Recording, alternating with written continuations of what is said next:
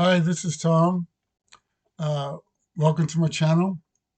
I thought I'd do another video on using ChatGPT to do Midjourney prompts. And happy Black Friday. I just got back through from an excursion, which was, I found there was a lot less people um, than last year. It'd be kind of interesting to see if that's a trend throughout the country. Um, well, I have a session that it looked to me like it was going to crash. So I thought this would be a good time uh, to have the video so I can make use of what's already on the screen. And what I did was I've been working on a system, I guess you could call it, where you upload an image to ChatGPT and then it makes prompts, Midjourney prompts from the image. So I did that. I've been doing that for a while since it had the capability, and I found it intriguing to try um, to work with that. And so I'm going to discuss the approach that I took.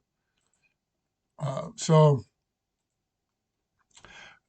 what I wanted to be able to do was I wanted to be able to add to what I have, um, by which I mean I have different. I wanted to have. I give it an image. I want to be able to get different sorts of prompts from that image. So one example of a big difference would be with the style code. So one of the options is that you can give it a style code. So you give it an image and then a style code, and then it will create prompts using that style code that are based on that image. I think that's a really good example of the technique. And then I've been trying to work with some other ones where what I have done a lot of in the past was I'll give it actual prompts, Midjourney prompts, and then have it work with those prompts to kind of generalize and abstract and come up with other ideas based on that Midjourney prompt. But now the process is there's kind of another piece to it. So I'll give it an image, have a look at the image, analyze the image, and come up with things about um, the image upon which to make prompts, and then give it a structure for the prompt, and then it kind of puts the two things together. That's the basic idea. And so this script that I give to ChatGPT, I'll go through that a bit. So the first part of it is a directive on output limitation, and this is to try to get it, to not talk when I don't want it to talk. So it's a very chatty ChatGPT. It likes to tell everything that it's doing. And actually, this whole kind of methodology was a joint operation between me and ChatGPT. So I'd ask it like, "How do I get you to shut up?" And it says, "Well, you can do this." Um, so with the directive is basically telling it only to output when it's within certain areas of the script, which are dealing with the output. And then also this sometimes I just thought about this now. Sometimes there's a problem with it wanting to create images, and I guess I didn't run into that problem in this particular implementation because sometimes I'll have a directive telling it, you're not creating any images, you're just creating prompts for Midjourney to create images, but I don't have that in this one. And then here I have an explanation of the flow, which is you have preliminary instructions, um, which are just general instructions for the whole process. And that's where I thought um, I might put instructions about um, how to make prompts in general, good prompts for Midjourney, for example. Um, but it would be something that would apply to all of the different options that might be chosen. Okay, and then we have do the pre-processing for that option. Oh, so the preliminary instructions basically just tells the user to choose an option. And then the user chooses an option, which will be a number like 1, 2, 3, or 4. And then it says to do the pre-processing for the option, and then the processing for the option, and then proceed to the final instructions. So the reason that I set it up this way was I wanted to have a way of handling the processing for the style code where it could do things in the same order. So it's always doing the same thing. And then the pre-processing for the style code option is it basically just asks the user for the style code that should be used. And so I have for each option, there'll be pre-processing for the option and then the option itself. And then the idea is that this is a cookie cutter, that whenever there's a new option, I just add this to the end. And that's what I did for option 4. So this is what we'll be looking at here is option 4. So option 4 is based on generating a 5-word prompt. So 5-word is not an exact thing. Like you could have a 2 words for the 1 word. Like the idea is that, for example, one of the words might be golden hour. So I'm considering that 1 word, even though it's 2. But the idea is that it's one, concept. It's it's not a prepositional phrase. It's not going on and on. It's just either 1 word or 2 words. And like the prompt that I had in mind, the original prompt was, let's see if I can remember it. It was I think it's golden hour silhouette musician guitar. And I found that prompt worked really well. Very simple prompt. Got really nice images for that prompt. Actually, maybe I can show some of those. Yeah, I think I have it open here. So here, that's an example. So I basically, all of these prompts, this is the original one, golden hour silhouette musician guitar. Okay. And then here, this was just playing around with that. So we got Phoenix as an additional word here. Here we've got Dryad as an additional word. Here we've got Gnome. I really like this one a lot. Having Gnome as the 3rd word. So I'm keeping the 1st, the 2nd, and the 4th and the 5th words the same, and then adding another word in the middle. Here's another one, which is Caribidis. I'm not sure how to pronounce that, but that's a mythical sea monster. So you see that there's water in it. So I found that all of these prompts are quite nice by using this formula. So that was the inspiration for this option 4. And so let me back up a bit, and I'm going to show some of the conversation that I had with it, because I think this is quite interesting and educational.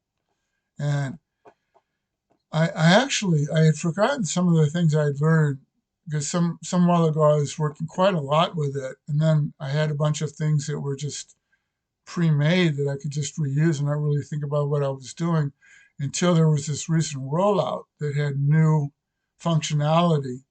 The 2 main things being now that it's got this humongous context window that it can remember 128,000 tokens, which is like over 300 pages of a normal book. So it can remember your entire conversation. So trying to come up with ways of leveraging that. And also a big thing is that you can give it images to look at, and it can analyze the images. And so that caused me to try to get involved in working with it.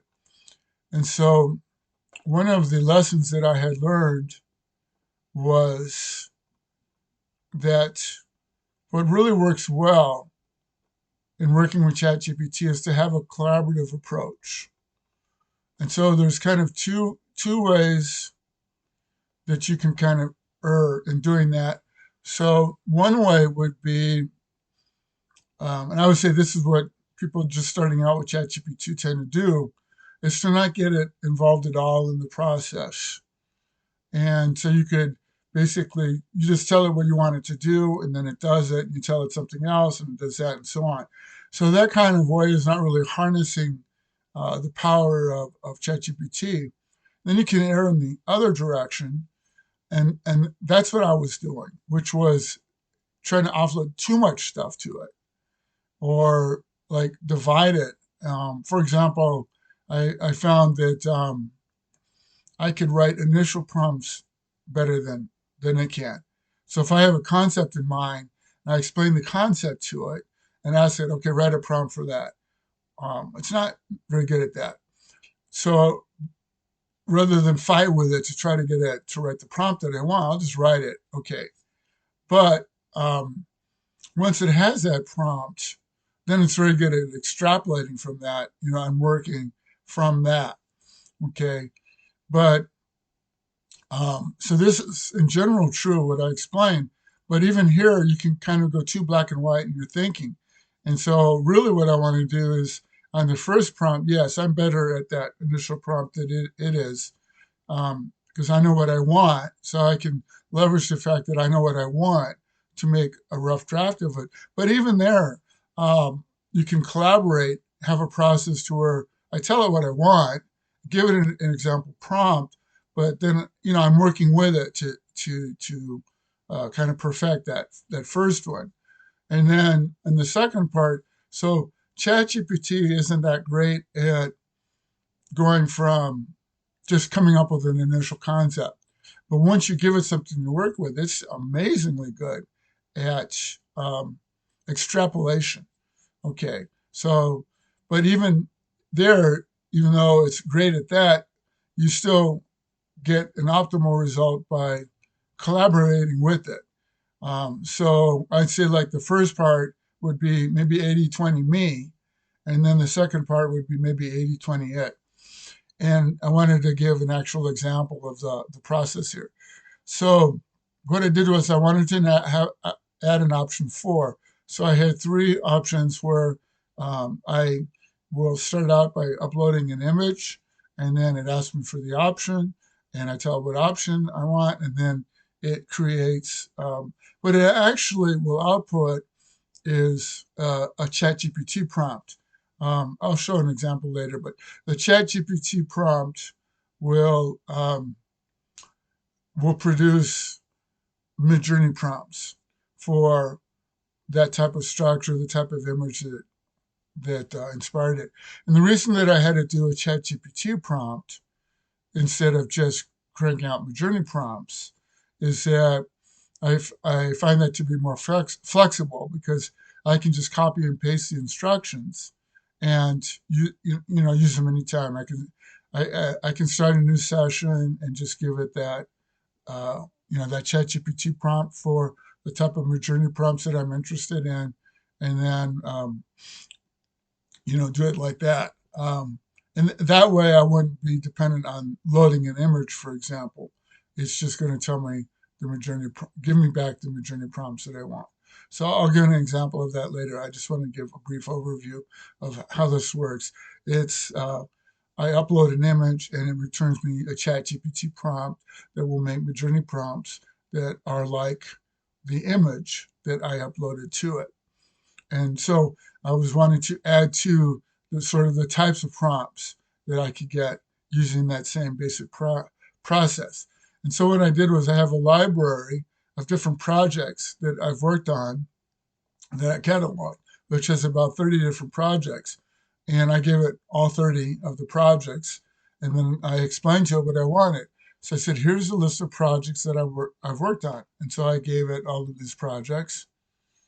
And then after giving it all these projects, I guess there's actually more than 30, there's 37.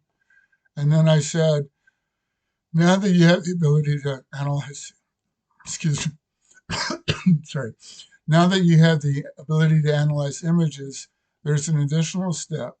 Instead of giving you a Midjourney prompt to work with, I'm giving you an image. And then using an existing Midjourney prompt I've worked on in the past to guide the output from that image that you get, and trying to figure out how to make that work. Uh, to explain the challenge, if there's a certain type of Midjourney prompt which is prepackaged too much, so to speak, all I do is give it a subject, and then loading an image doesn't accomplish much. I could get the same effect just by choosing some subject. On the other hand, if you analyze certain images and come up with new ideas, uh, then and this is an example of something it did I really liked, then that's the sort of thing, the sort of result that I'm hoping for. I wonder if I've got that here. I can't remember how long this session was. Yeah, this is it. Yeah, I do have it here. So I gave it this image here. So this is good. This will show an example of the process. So this was option 3. And so it analyzed this image, and uh, the way that I really like the way that it approached what it did, because it's not what I would have thought of, which is something that's really cool. Like it's like a box of chocolates. You never know what you're going to get. And so, and here's an example of the prompt, the ChatGPT prompt that it returns based on that image. So you'll see it says ChatGPT instructions for vintage elegance prompt. So that's what it named it. And then it has an acronym. So the idea is that I can just take this script here, and then I can, copy and paste this on any session that I have with ChatGPT, and I can ask for VEPs. And and I could choose a theme, for example. I could say, um, well, since it's a nostalgic thing, I could say like, maybe VEPs based on the 50s in, in rural America, for example. Um, or I could make it maybe be nostalgia in New York City in the 60s. I can just give it a time period and a theme, ask for VEPs, and it will come up with Midjourney prompts, which are like these example prompts. So it gave 3 examples.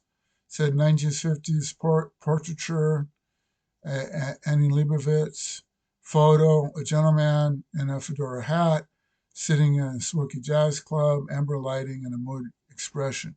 Let me see if I happen to have, um, I think I went away from, because I started a new thing. I might have it here. Yes, this is it here. So this is the image that I created in Midjourney based on the prompt that I just showed you. So I thought I thought very, very cool. I really like this a lot because I started with this image, and you can see that what it came up with was quite different from this, and yet it extrapolated certain things from the image that it saw and came up with, I thought, a really cool concept. So this was option 3, and that shows what the sort of thing that I wanted to return. And so I gave it these 37 projects, and I said, and also I wanted to explain it, but what I was talking about here, when I said that if it's prepackaged too much, like if I say that there's already some prompts that have been created that will do animals, for example, uh, or portraits. They have a really, a fixed structure to them, and then I can just give it a subject like a different animal or something, and then it creates prompts based on that other animal. That's the sort of thing I did not want to do, because I don't need an image for that. I don't need to show it an image of a dog, and then it's going to come up with Midjourney prompts, based on some structure I gave it on doing animal portraiture, where it uses a dog instead of some other animal. Because I could just work with what I already had, just say, have it do prompts about dogs. So the idea was to try to make it, abstract from that. And the example that I gave is a really good illustration of what I wanted it to do, where I showed it the picture, um, of the woman and there was the lighting, and it took from all of that and then created instructions where it came up with a number of prompts of which I just did the first one, and I could tell already that that was going to work out great. That's what I wanted. So I that was what I was explaining to it, and I gave it all uh, 37 of the projects I'd worked on from the library, and asked it to choose two or three of them. And so it chose these three, and I think it's pretty amazing that it's able to do something like that, to look through a whole list and then pick things that, based on the criteria that you gave it, that it thinks might work well. And I like this last one that it chose, the golden hour silhouette musician guitar one. And so I worked with that and gave me an initial answer. And I said, well, let's work on number three. And then what I did was, what I had done earlier was, when I built option three, because at first I only had two, I asked it to explain the process that we had done, which was, I had added, um, we had two options. I wanted to add a third option.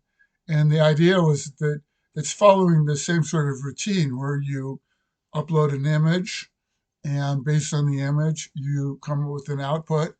And the output is this ChatGPT prompt. So that's the one that we were looking at, which is right here. So this is what I wanted to return. I wanted to return this, but I want it to have the same structure. It's going to have a name for the prompt type. Um, so this is a prompt type for Midjourney. So it names it something like vintage elegance prompt, whatever it thinks is an appropriate name. Gives an overview of the prompt type. It gives step-by-step instructions for itself on how to crank out the Midjourney prompts of that type. And then you've got the actual prompts. So I wanted it to follow this same structure, but based on a new image and also a new set of instructions. So the new set of instructions is going to be this 5 word thing that I explained earlier, with the guitar, um, silhouette, a wild card, and then uh, the the profession, general, like musician, and then an implementation of that, like guitar or whatever it is. And it gives some examples here, because it understood the concept, and it wrote out. I mean, it did exactly what I wanted, which is great when that works. So okay. So let me show the interaction. I mean, it didn't. It it took. It didn't do it actually perfectly the first time, but um, it only took just a couple of interactions to get it. And what I was trying to explain was, when I did option three, I asked it to explain what it did to get to option three, so that when I got to option four, I could give it that and basically say, okay, this is what we're doing in general. And the only thing that we're changing is just, this one piece of it. So the form of the instructions is the same. You name it, and it was actually quite a challenge to get it to name it right. So once I got it to be able to name the prompts right, I wanted to take advantage of, that uh, set of instructions. There's also, well, the whole thing was a challenge to get the actual structure to be right. So I wanted to make leverage of that and just change this one piece of it to where um, the actual instructions on how to make the prompts is different, and the image is different. Okay. And so that's what this is here. This is telling it how to abstract from option three to option four. And then I asked it if it understood, and it said that it did. And it gave this example here. And then I explained in more detail what I had in mind, which was that there were these 5 words. And the first word was like golden hour, where it's setting the time of day in a way that gives nice results. And then silhouette, uh, and then musician guitar. So these are the words. And then there's a third word in the middle here. So there's actually 5, which is a wild card. So that can be whatever it wants. And then, oh, I'm sorry, this is actually its response to what I had said. And so its first response was too rigid. And so I explained to it, I said, abstract the words. Golden hour isn't a specific time of day, but a description for a time of day which produces beautiful pictures. Blue hour also works. Sometimes twilight, dawn is another example. Do this for all 4 of the fixed words. And so once I explained it, it understood the concept and abstracted it, and it understood that the flyer was the third word. And then it said, okay, good. Now just now make the instructions, and we'll add an option 4. So this was the cookie cutter, and so it did that, and this was the output for option 4. And so I just added that to what I had before. I had, which I showed the structure of the whole thing. And so I added this as a 4th option. And I said, all right, let's test it out. So we started testing it, and I gave it an image because that's how the process starts. And it misunderstood in its first attempt, where it uh, it tried to create a Midjourney image or prompt rather than the ChatGPT prompt.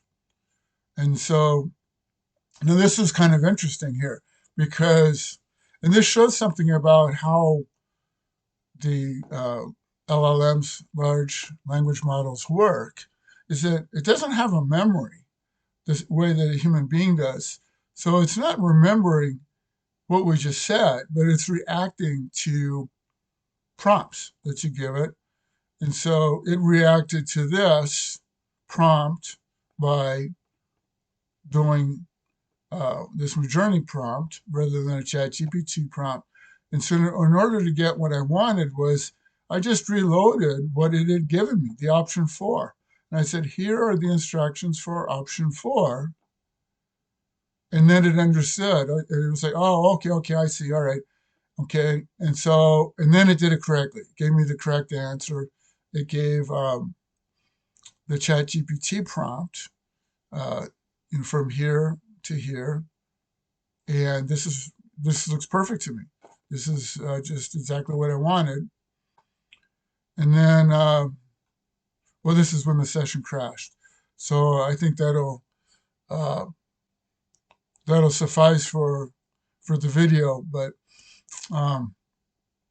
to kind of summarize the purpose of this video, I guess it's kind of twofold. One was I wanted to show an approach in using it that I think is really cool, which is that you can upload an image and have it use that image as a basis for generating Midjourney prompts. And you can use it to help you in doing that, and that was the second thing that I wanted to show, was that to get the best results in working with ChatGPT, you want to try to make it as much of a collaborative process as possible. And an interesting thing to do is you can actually have a conversation with ChatGPT about why that is. And I think that's quite interesting about why a collaborative approach works best. So I hope you enjoyed this video, and hope you have a happy Black Friday.